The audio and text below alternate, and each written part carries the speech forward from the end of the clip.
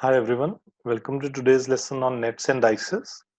In today's lesson, we'll be looking at what are nets. We'll be looking at various types of nets, understanding the important properties, look at steps required to solve problems regarding nets. There are two basic kind of questions we'll be looking at. The first one is where we have to convert a dice into a net, and the second one where a net gets converted into a dice. So let's start with what are nets. Let's say we have a 2D shape like this with flaps. If we move the flaps as shown in this image, we can convert this 2D shape into a 3D cube. The 2D shape is called a net, and the cube or a dice is the final product after folding. Let's look at various types of nets. So these are the two important types from an exam perspective. So these are the most commonly asked nets, but there are others. For example, these are also nets which can be folded to yield a cube. We'll be looking at this in a little more detail, trying to understand how all of them form into cubes in just a bit. Let's come to important properties. So the first important property is opposites.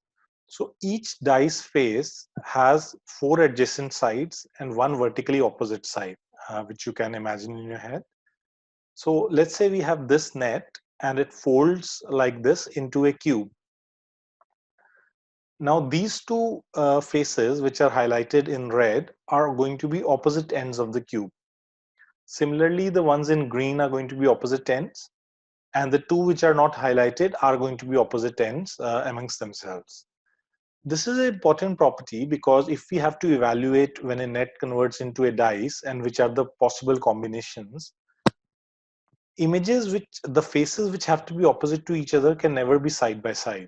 So this is an important property which will help us solve many questions. Similarly, if the net is this and it folds like this into this cube, these faces are always going to be opposite to each other. Similarly, the ones in green are going to be opposite to each other, and the remaining two white ones are going to be opposite to each other as well. So if you think about it in your mind and how they are folding, it should be quite apparent. So there is no need to memorize this as long as you can work it out in your head which two faces need to be opposites. If the net is in this form, it will fold like this to yield this dice, and the red ones are going to be opposite to each other, the green ones are going to be opposite to each other, and the white ones are going to be opposite to each other. Lastly, let's consider this net. It folds in this manner to give us this dice. If you are having trouble following, just pause the video and see how the dice is folding. This will give you a good handle on what the opposite ends are going to be. So the red ones are going to be opposite to each other, the green ones are going to be opposite, and the remaining white sides are going to be opposite to each other. Now we come to the second property, that is orientation. Let us say we are given this net and it converts into one of the dice. Only one of the option shows something which this could convert into, and the rest are false. We need to understand which one is the correct one. Now in the net, let's observe something.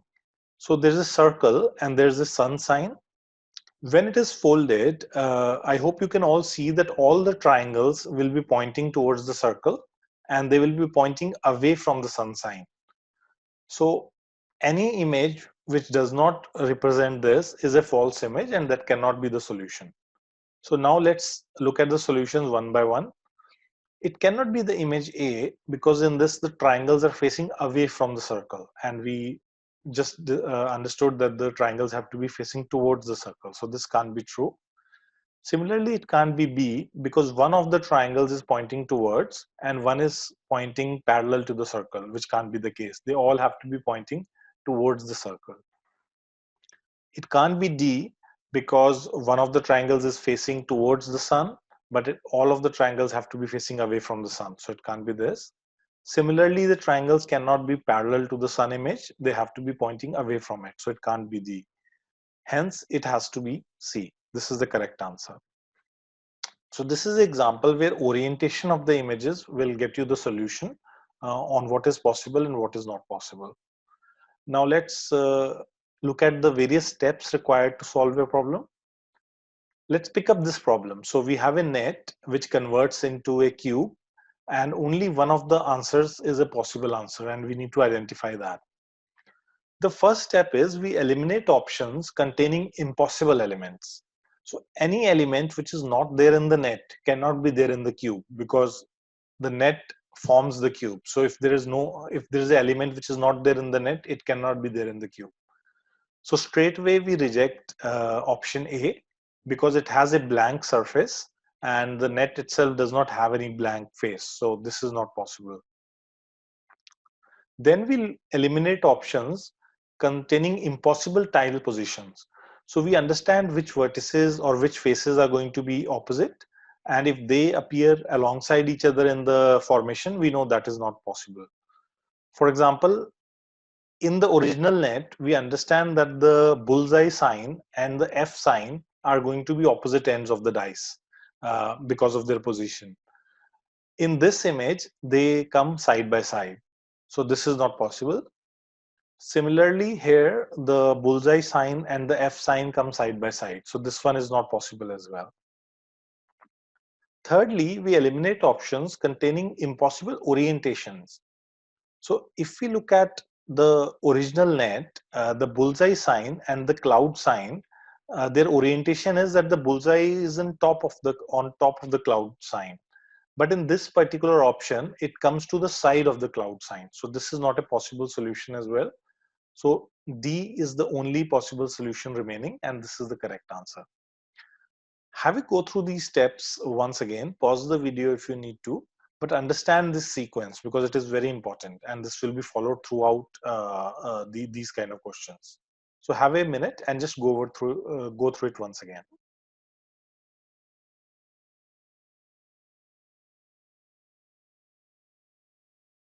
Okay, let's move on. Now we have some practice questions. The first question type we have is where we have to convert a dice into a net. So on the left hand, we have a dice, and this unrolls into one of the possible nets. We have to understand which one is a possibility and eliminate the others. So let's come to the first step. Let's eliminate the ones with impossible elements. Now, since the dice has 6 faces and we only know 3, so we have 3 faces which we don't know, and they could be new symbols as well. But we definitely know that these 3 faces are going to be there in the net. We can eliminate option A right away because it does not have the bullseye sign, which is there in the dice. So it can't be this option.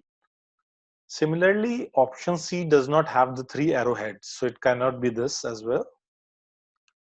Option D does not contain the complete bullseye sign, and it has only a partial sign, so it can't be this. And option E again doesn't have a bullseye sign, so it can't be this as well. So this is the B is the only option remaining. Furthermore, if you see, actually, if you look at these 2 images, you can clearly see that this is the part of the dice which has been shown. So you can clearly identify that this net is definitely possible and this will yield that dice. So the answer is B. So either you could have observed this element that this is exactly the dice, or you can eliminate the next and come to the right answer. You can do either of these. Let's come to the second question. Again, we are going to follow the same approach. First, let's eliminate the impossible elements. Now, option A is eliminated because it does not contain the black dot at all. So this is not possible. Again, option C is eliminated because it has a black hexagon, but we have a white hexagon. So this is not possible. D is eliminated because it has a black star, but we have a white star in the dice. To eliminate the other ones, now we need to use the orientation approach.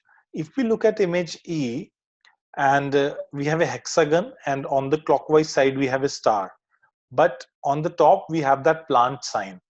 But in the dice, when we have the dice in such a orientation that the star is to the clockwise direction of the hexagon, on top we have the black dot. So this is not going to work. This is not the right orientation. So it can't be option E as well. Hence the answer is B. Hopefully that makes sense. Now let's move on to the other question type. That is when we have to convert a net into a dice. So on the left, we have two nets, and on the right, we have possible dices, and we have to understand which of these dices is a possible result of the net. Again, we'll follow the similar process. Firstly, we can directly observe that if we take this part of the net, it replicates into this dice. Exactly. So this dice is definitely possible. If you can observe that, that's great, and you can right away mark it as your answer. But assuming it doesn't jump out at you, we can do the elimination method as well. So let's do that now. It can't be option D because it has a blank face, which is not there in the net. So this is an impossible element to have, and it can't be this one.